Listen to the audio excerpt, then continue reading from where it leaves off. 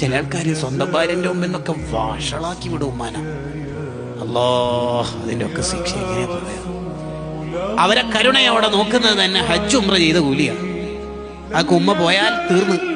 പിന്നെ യൂട്യൂബിൽ പ്രസംഗം ഉമ്മാനെ കുറിച്ച് കേട്ടിട്ട് കരയാന്നല്ലാണ്ട് വേറെ പരിഹാരമൊന്നും ഉണ്ടാവില്ല. ഉമ്മ ഉള്ള കാലത്ത് ഈ കൂലി മുഴുവനും ഭാര്യക്കൂട്ടണം. നമ്മുടെ ഉമ്മ നമ്മുടെ വീട്ടിലുണ്ടാവുക എന്ന് പറഞ്ഞാൽ അതിൻ്റെ അർത്ഥം ലോകത്തെ മുഴുവൻ ലൈറ്റും നമ്മുടെ കണ്ണിലുണ്ടെന്നാണ്. ഉമ്മ മരിച്ചു എന്ന് പറഞ്ഞാൽ അതിൻ്റെ അർത്ഥം ഇനിയൊരു ലൈറ്റും നമ്മുടെ കണ്ണിലില്ല എന്നാണ്. വീട്ടിലെ CFL ഓഫാക്കി എന്നല്ല, സൂര്യന് അസ്തമിച്ച പോലെയാണ്.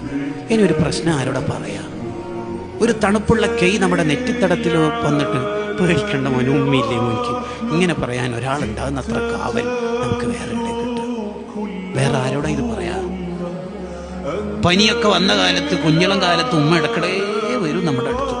നെറ്റിയിൽ ഇങ്ങനെ കുറവുണ്ടവന്. അന്ന് രാത്രി ഒരു തരി ഉമ്മ ഉറങ്ങിയിട്ടുണ്ടാവും. അതിന് ഉമ്മക്ക് ഉറക്കം കിട്ടും. സ്കൂളിലൊക്കെ അയക്കുന്ന കാലത്ത് ദോശയൊക്കെ പാചകം ചെയ്യുമ്പോൾ ഒരു ദോശ ചുട്ട് വേഗം നമ്മുടെ പ്ലേറ്റിലേക്ക് ഇട്ട് ദമോനെ കറി ഒഴിക്ക്. അപ്പൊ ഉമ്മ ഇങ്ങനെ നടന്നിട്ട് ചുടുമ്പോൾ വിഷമാന്നല്ലോ. എന്ത് വിഷമൂടാ? അതിൻ്റെ ഇടയിൽ കാലിന് വേദന ഉണ്ടാവും, നടുവേദന ഉണ്ടാവും. എന്നാൽ എത്ര ദോശയാണ് നമ്മളെ കൊണ്ട് തിന്നിപ്പിച്ചത് ഉമ്മ. എന്നിട്ട് കളിച്ച് ഗ്രൗണ്ടിൽ നിന്ന് വരുമ്പോൾ ഉമ്മ തിന്നാൻ വിചാരിച്ച് 2 ദോശയോ പത്തിരിയോ പത്തലോ അവിടെ ഉണ്ടാവും.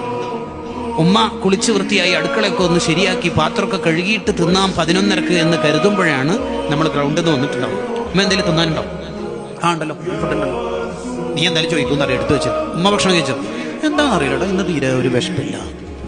ഇതിനെന്താ പറയേണ്ടത്? സത്യം പറഞ്ഞു എന്നാണോ, കളവ് പറഞ്ഞു എന്നാണോ, സ്നേഹിച്ചു എന്നാണോ?